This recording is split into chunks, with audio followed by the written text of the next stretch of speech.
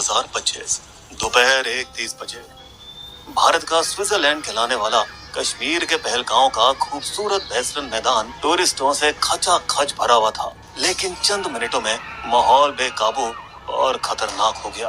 तेरा धर्म क्या है, हिंदू या मुसलमान? मुसलमान, चल कलमा सुना। बोल। पैंट उतार। हिंदू तो जाके मोदी को बता।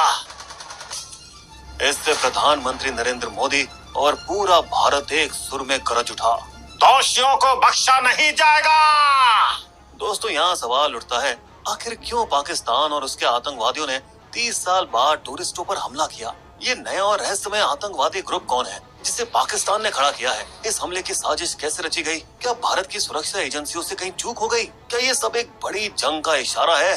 दोस्तों, देखते रहिए सेना और आतंकवादियों के बीच जंगल में चल रहे बिल्ली चूहे के खेल का ये जबरदस्त कहानी।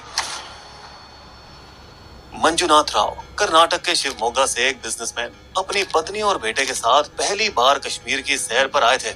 वहीं 26 साल के भारतीय नौसेना अधिकारी लेफ्टिनेंट विनय नरवाल अपनी पत्नी के साथ हनीमून पे रोमांस करने आए थे।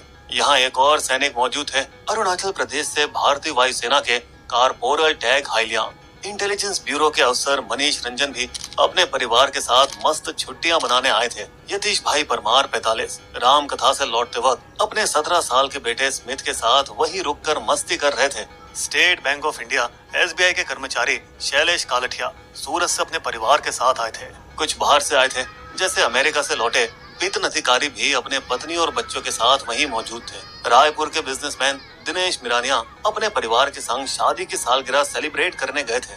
महाराष्ट्र के डोंबिवली से 3 आदमी, पुणे से 2 और नवी मुंबई से 1, सभी फैमिली के साथ। कोच्चि से कानपुर, कोलकाता से रायपुर तक पूरा भारत, यहाँ तक कि नेपाल से आए एक विदेशी भी जो कश्मीर की वादियों में खो जाना चाहते थे। लेकिन उन बेचारों को क्या पता था कि घने देवदार जंगलों से सेना और खाकी कपड़ों के नकाब से ढके हुए 4 से 6 आतंकवादियों का एक ग्रुप जो AK-47 और अमेरिकन M4 कार्बाइन हथियारों से लैस थे, अचानक जंगल से आ धमके और शुरू कर देंगे दरिंदगी से भरा खेल। जब उन्होंने टूरिस्टों को धर्म के आधार पर अलग करके बेरहमी से पूछा, हिंदू या मुसलमान? मुसलमान, चल कलमा सुना। बोल। पैंट उतार। और अगले लगभग 25 मिनटों तक हिंदू मर्दों को गोली मारकर बेरहमी से मौत के घाट उतार दिया। डर के मारे बाकी टूरिस्ट इधर उधर भागते या जान बचाने के लिए कहीं छिपने की कोशिश करते रहे। घबराई हुई महिला अपने माथे से बिंदी हटाकर अपनी हिंदू पहचान छुपाने लगी और जान बचाने की आखिरी उम्मीद में कांपती हुई चीखी, अल्लाहू अकबर, अल्लाहू अकबर। लेकिन ये हरामी आतंकवादी इतने बेरहम थे कि उन्होंने कुछ टूरिस्टों को तो टेंट से घसीटकर बाहर निकाला। फिर उन कमीनों ने अपने हेलमेट पर लगे कैमरे ऑन किए और रिकॉर्डिंग शुरू की लोगों को मारते हुए। कोई वहाँ स्नैक्स खरीद रहा था, कोई घोड़े की सवारी कर रहा था या कोई यूं ही बैठा था। ऐसा उन्होंने इसलिए किया ताकि वे वीडियोस को अपने ऑनलाइन ग्रुप में डालकर नौजवानों को बाद में भड़का सकें। अंत में कुल 25 टूरिस्ट, सभी पुरुष, जो अपने परिवार के साथ खुशियां मनाने आए थे, दुर्भाग्यवश इस घातक हमले में शहीद हो गए। मंजुनाथ की पत्नी पल्लवी आतंकवादियों के सामने गिड़गिड़ाई, मुझे और मेरे बेटे को भी मार डालो।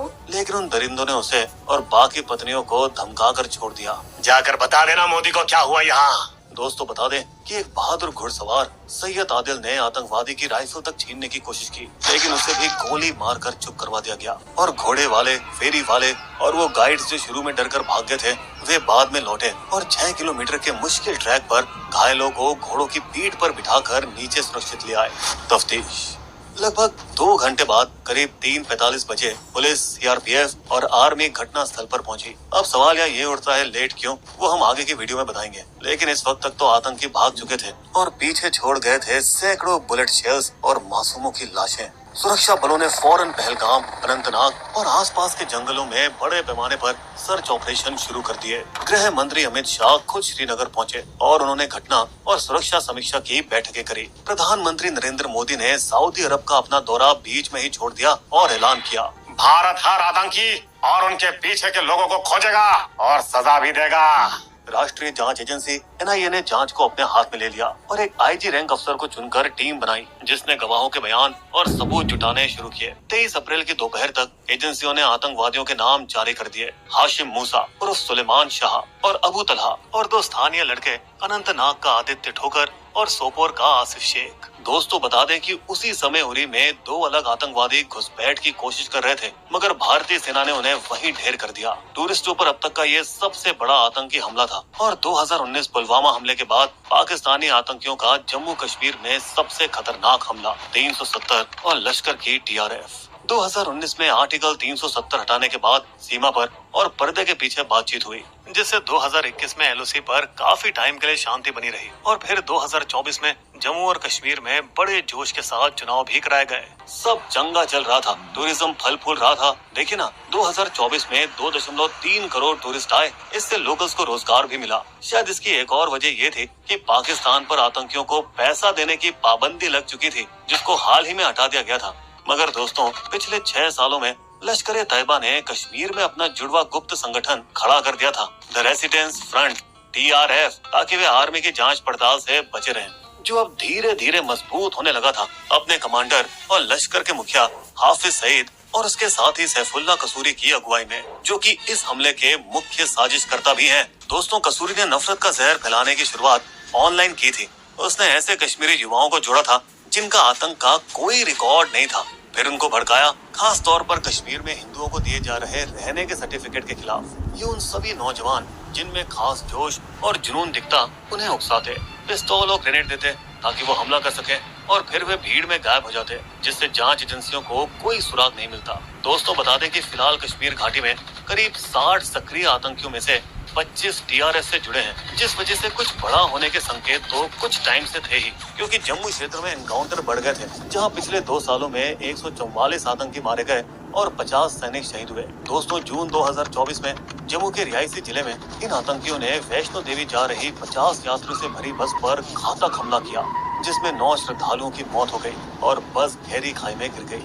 वहीं अक्टूबर 2024 में गगनगीर की बन रही सुरंग, जो अब कश्मीर को पूरे साल भारत से जोड़ती है, वहाँ भी टीआरएफ आतंकियों ने 6 मजदूरों और एक डॉक्टर को बेरहमी से मार डाला। पहलगांव हमले से कुछ दिन पहले 18 अप्रैल को रावलकोट पीओके में टीआरएफ का बंदर अबू मूसा ने जिहादियों को फिर भड़काया। जिहाद चलता रहेगा, बंदूकें गरजेंगी और कश्मीर में गर्दनें उड़ती रहेंगी। लेकिन दोस्तों, यहाँ पते की बात यह है कि 2 दिन पहले 16 अप्रैल को खुद इस्लामी पाक आर्मी चीफ असीम मुनीर ने कुत्ते की तरह सीटी बजाई थी। कश्मीर हमारी शिराओं का खून था, है और रहेगा, हम नहीं भूलेंगे, और दिया हिंदू विरोधी भाषण। हम एक नहीं 2 कौमें हैं, हम हिंदुओं से अलग हैं। इससे ये तो साबित हो गया कि ये आर्मी और लश्कर की जोड़ी मुनीर और मूसा दोनों चोर चोर मौसेरे भाई हैं। असल में पाकिस्तान आर्मी आजकल पाकिस्तान की जनता के बीच बदनाम चल रही है। जब से पॉपुलर इमरान खान को सत्ता से धक्के मार के शरीफों की कठपुतली सरकार को बैठाया गया है, तब से पाकिस्तान की अर्थव्यवस्था चाय की दुकान से भी नीचे गिर गई है। और उसके ऊपर खुद पाक आर्मी पर बम गिरा दिया बलोच आतंकियों ने ट्रेन अटैक के जरिए, जिस पर हम जल्दी एक वीडियो लाने वाले हैं। और दोस्तों, इस बलोच हमले का इल्जाम पाकिस्तान इंडिया पे डाल रहा है, वो भी बिना सबूत के। दोस्तों, इसी वजह से यहाँ ये सवाल उठता है कि क्या पहलगांव हमला पाकिस्तान की तरफ से बदला था, क्योंकि इस ट्रेन के हमले ने बलूचिस्तान में चीन के BRI प्रोजेक्ट्स पे भी खतरा डाल दिया है। दोस्तों, अब इससे बलूचिस्तान में $8 ट्रिलियन के मिनरल खजाने के लिए अमेरिकन इन्वेस्टमेंट की पाकिस्तानी मंशा पर भी पानी डाल दिया गया है। और गल्फ के मुस्लिम देश भाई वो तो पहले ही बोल चुके हैं, पाकिस्तान सॉरी भाई, अपना पर्स बंद है। और ये खेल तो भारत कब से खेलता हुआ आ रहा है। वे पाकिस्तान की कश्मीर पर हर गुहार पे उंगली दिखा रहा है उसको। इससे बेचारा पाकिस्तान पूरी तरह से अकेला पड़ चुका है और ग्लोबल अटेंशन पाने के लिए वो फिर से कश्मीर का कार्ड खेल रहा है। और उसने इस मौके का फायदा उठाया जब अमेरिकी उपराष्ट्रपति JD वेंस इंडिया की सैर पर थे और साथ ही PM मोदी सऊदी टूर पर थे। ये कुछ वैसा ही था जैसे 25 साल पहले हुआ था, मार्च 2000, जब आतंकियों ने अनंतनाग के छत्तीसिंहपुरा गांव में 34 सिखों की बेरहमी से हत्या कर दी थी। उस समय US president bill Clinton India में थे। दोस्तों, बता दें, मुनीर और उसके पाकिस्तान को हाल ही में एक और झटका लगा जब अमेरिका ने इंडिया को उनका बड़ा आतंकी तहव्वुर राणा सौंप दिया, जिसकी कहानी हमने पिछले वीडियो में सुनाई है। दोस्तों, ये भाग 1 था। दोस्तों, हम आपको पर्दे के पीछे की सबसे अच्छी रिसर्च और एनिमेशन दिखाना चाहते हैं, इसलिए हम अगले हफ्ते भाग 2 लेकर आएंगे। जिसमें हम बताएंगे कि हमले की योजना कैसे बनाई गई, भारत की सुरक्षा में चूक और सुधार, मोदी सरकार के पाकिस्तान के खिलाफ कदम और हमारी सेना इन आतंकवादियों के कैसे पीछे पड़ी है। देखते रहिएगा। बिस्बो की शायरी। पल भर में ही हो गया दुखमय सब माहौल, हंसी खुशी में जहरिए कौन गया था घोल। वार निहत्तों पर किया कितने थे नापाक, अब तो कड़ा सबक ही झेलेगा ये